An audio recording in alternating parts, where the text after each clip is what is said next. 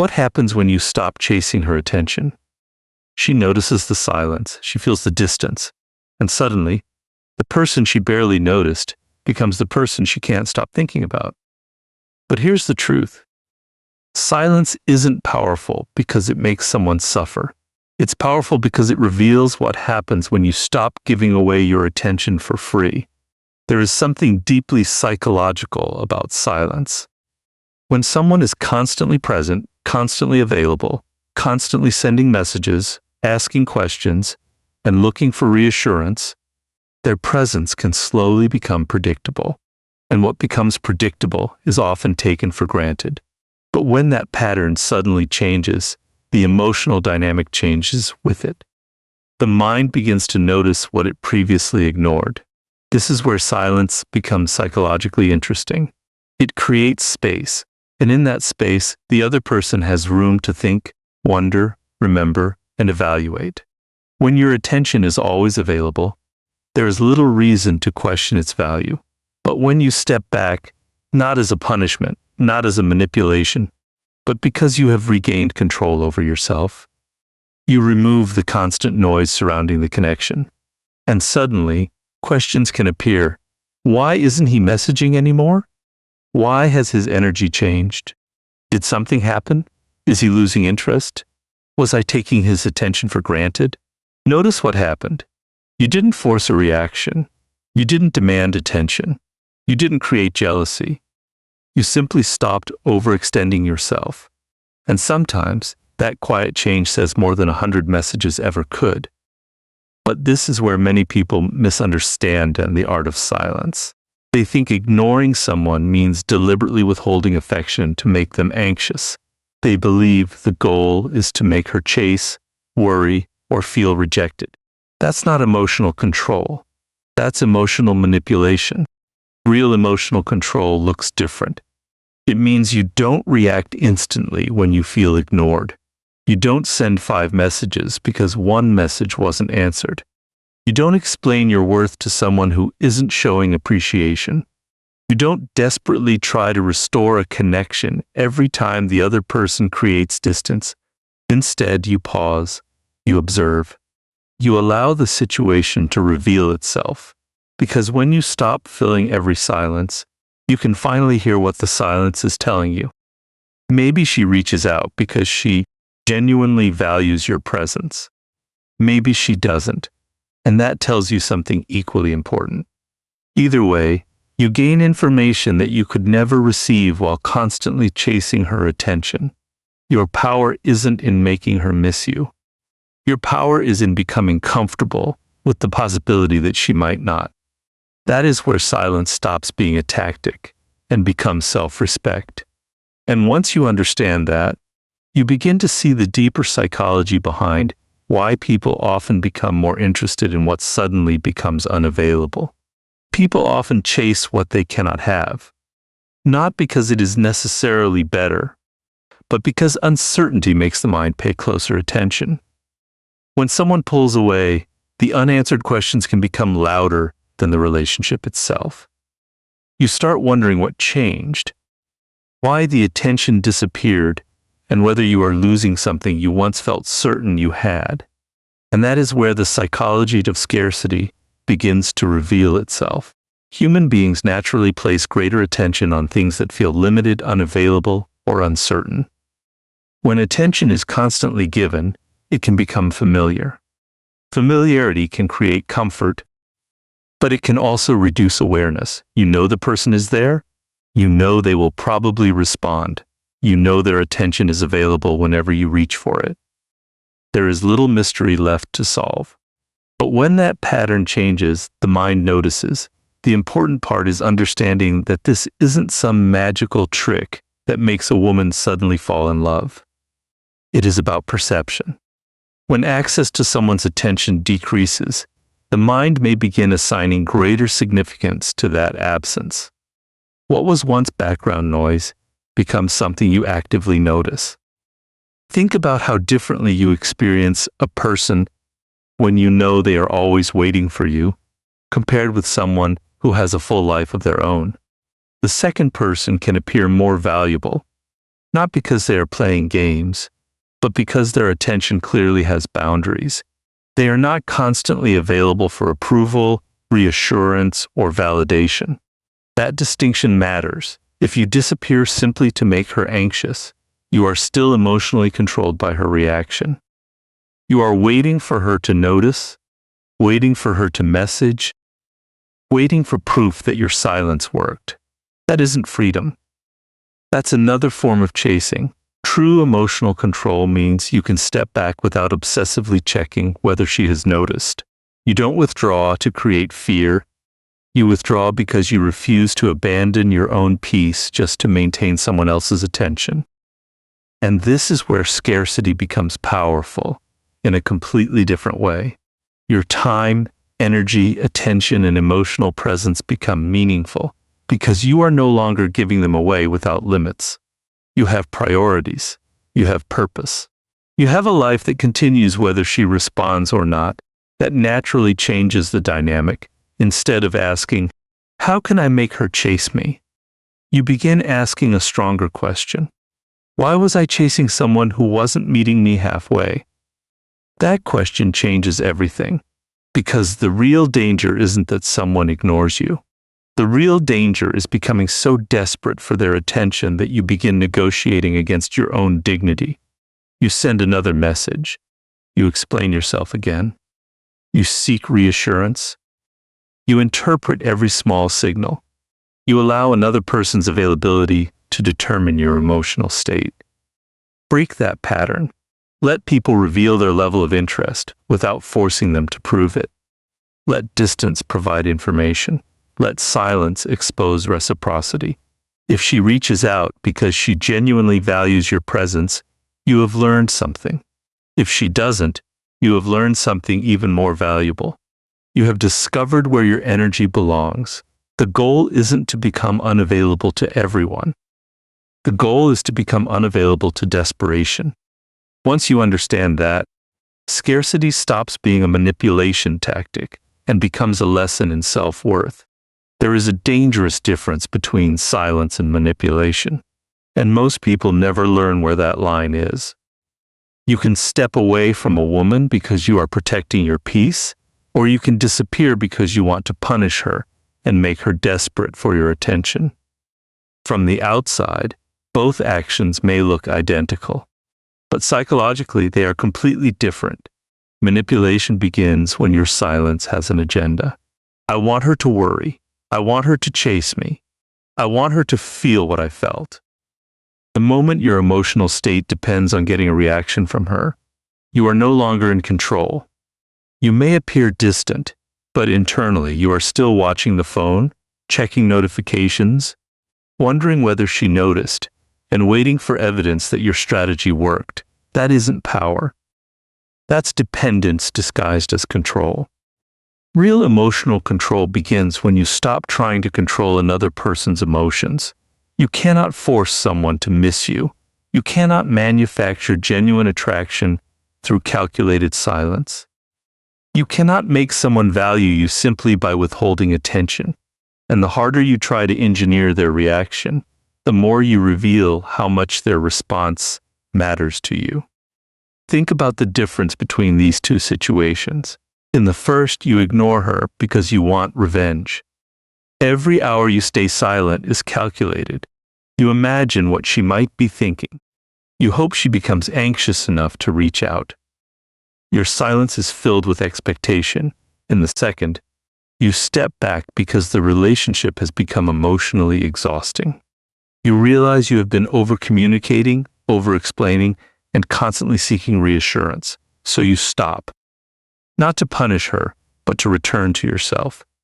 That silence has a completely different energy. You aren't trying to make her uncomfortable. You're simply refusing to make yourself uncomfortable anymore. This is where emotional discipline becomes more powerful than psychological games. If she reaches out, you don't immediately abandon your boundaries because you're afraid of losing her. If she doesn't reach out, you don't collapse into self-doubt.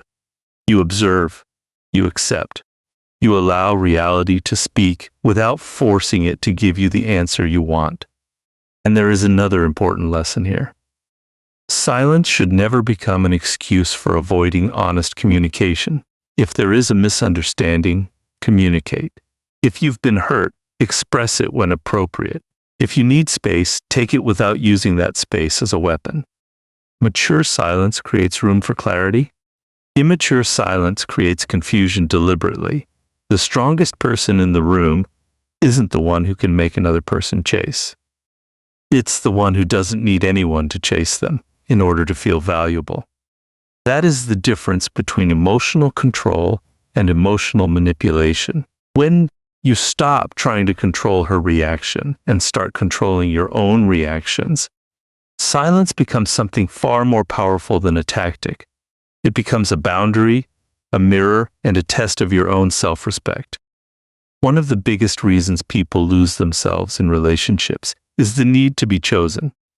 They start measuring their worth through someone else's attention, replies, affection, and approval. And the moment that attention disappears, their confidence disappears with it. They begin chasing, not because the other person is necessarily right for them, but because they are desperate to restore the feeling of being wanted. This is where you have to take your power back. If you constantly chase someone's attention, you unintentionally teach yourself that their approval is more important than your own peace. Every unanswered message becomes a personal rejection. Every delayed response becomes something you analyze. Every change in tone becomes a reason to question yourself. And slowly, without realizing it, you hand another person control over your emotional state. But your self-worth cannot depend on someone else's availability. If she responds, you are valuable. If she doesn't, you are valuable. If she chooses you, you are valuable. If she walks away, your value does not suddenly disappear. Her decision may tell you something about compatibility, timing, attraction, or circumstances, but it does not define your worth as a person. That distinction is where emotional freedom begins. When you stop chasing validation, your behavior changes naturally. You no longer feel the need to prove that you're interesting. You don't keep sending messages simply because you're afraid silence means rejection. You don't perform confidence while secretly hoping someone will confirm that you're enough. Instead, you become comfortable with yourself. You start asking better questions. Is relationship reciprocal? Do I feel respected here? Am I being appreciated? Or am I constantly trying to earn basic attention? Am I genuinely interested in this person? Or am I addicted to the feeling of finally being chosen? Those questions can be uncomfortable, but they can also save you years of emotional exhaustion. Self-respect means understanding that attention should be exchanged, not begged for. You can express interest without becoming dependent. You can care deeply without abandoning your boundaries. You can miss someone without running after them. And you can love someone while still accepting that they may not be capable of giving you what you need. That is strength. And ironically, when you stop desperately trying to prove your value, people often experience you differently. Your conversations become calmer. Your presence becomes less anxious. Your decisions become more deliberate. You no longer enter every interaction wondering, how do I make her like me? Do instead, do we actually bring out the best in each other? That shift is enormous. Because attraction should never require you to shrink yourself. A healthy connection doesn't demand that you constantly chase, convince, entertain, or prove your worth. It allows two people to choose each other freely. So if she becomes distant, don't immediately panic. Don't rush to fill the silence simply because you're uncomfortable with uncertainty. Take a breath. Return to your life. Focus on your goals, your friendships, your work, your growth, and your peace. If she comes closer, meet her with clarity. If she stays distant, accept the information. You don't need to chase someone into recognizing your value. Your job is to recognize it first. Sometimes stepping back doesn't just reveal what she thinks about you.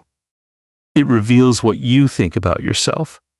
When the noise disappears and you stop reaching out, You are given something most people desperately avoid: the truth without interference. You no longer have to guess based on constant messages, forced conversations, or temporary reassurance. Distance begins to expose the real nature of the connection. Maybe she reaches out, maybe she doesn't. And both outcomes tell you something.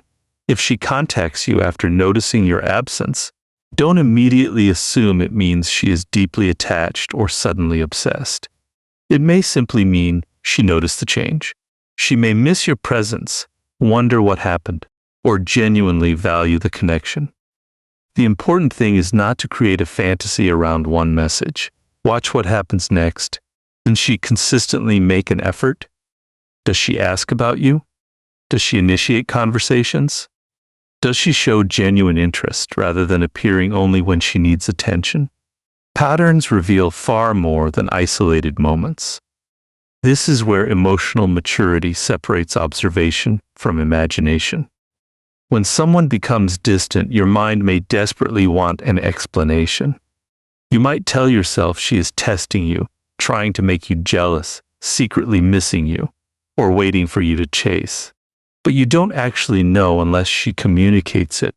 And assuming you know what another person is thinking can trap you in an emotional story that may not be true. Silence gives you an opportunity to stop guessing and start observing. If she consistently gives you little effort, that information matters. If you are always initiating, always repairing, always asking questions, and always trying to keep the connection alive, then the relationship may already be telling you something you don't want to hear. You don't need to force someone to prove that they care. Let their behavior speak. And this isn't only about discovering something about her. It is also about discovering something about yourself. What happens inside you when she doesn't respond? Do you become restless? Do you immediately feel rejected? Do you start questioning your attractiveness, your personality, or your worth? Do you feel compelled to send another message just to remove the discomfort? Those reactions are important clues, because sometimes the person you're chasing isn't the real problem. The real problem is the fear of not being chosen. And that fear can make you overlook obvious signs of incompatibility simply because you want the relationship to work. You may interpret minimal attention as a major signal because you're emotionally hungry for reassurance. You may celebrate a single message while ignoring weeks of inconsistency. Don't let one moment erase an entire pattern. If someone genuinely values having you in their life, you should eventually see some form of reciprocity. It doesn't have to be perfectly equal every day. People have different responsibilities, moods, and circumstances. But over time, there should be a recognizable willingness to participate. That is why silence should not be used as a test designed to trap someone. Use distance as a chance to stop interfering with the evidence. Don't manufacture jealousy. Don't post things just to get a reaction. Don't disappear and then return dramatically expecting a reward. Simply live. Let your attention return to your own world. If she comes closer with genuine effort, you can evaluate the connection with a clear mind. If she remains distant, you can accept that reality without turning it into a judgment against yourself. Because sometimes silence doesn't reveal whether she will chase you. Sometimes it reveals whether you were chasing something that was never truly reciprocal. The deepest form of emotional control is not knowing how to make someone miss you. It is knowing that you can remain calm whether they miss you or not. That is the point where silence stops being a psychological tactic and becomes a reflection of inner strength. You don't need to disappear dramatically. You don't need to block her to prove a point. You don't need to post mysterious messages hoping she will wonder what you're doing. You don't need to create jealousy or intentionally make her feel replaceable. Those things may create temporary reactions, but reactions are not the same as genuine connection. Real strength is quieter. You step back when you feel yourself becoming emotionally dependent. You stop reacting to every change in her behavior. You stop trying to decode every message, every delay, every emoji, every social media post. You stop building entire stories from tiny pieces of information. Instead, you become present with reality. If she wants to communicate, you listen. If something needs to be discussed, you communicate clearly. If she needs space, you respect it. If you need space, you take it without turning that space into punishment. This is what emotional control actually looks like.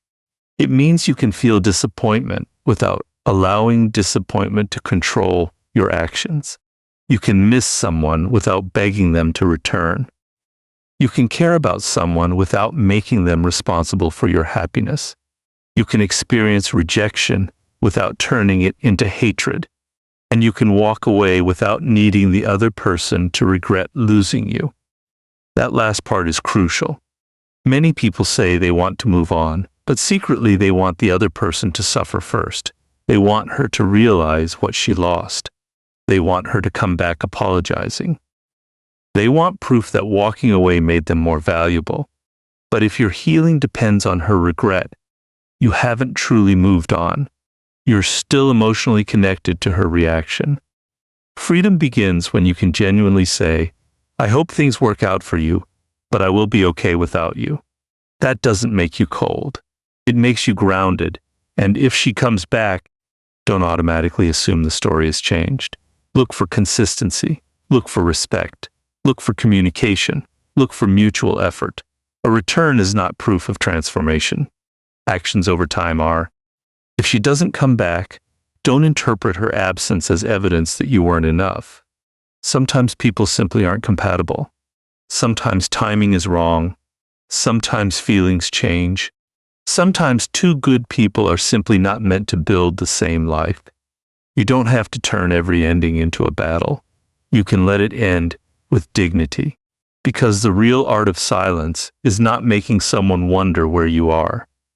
It's becoming so secure in yourself that you no longer need to announce where you're going. Your attention becomes intentional. Your boundaries become stronger. Your emotions become something you understand rather than something that controls you. And eventually, you stop asking, how do I make her chase me? You start asking, how do I become someone who never has to chase what doesn't choose me? That is the final lesson. Don't use silence to control another person's emotions. Use it to master your own.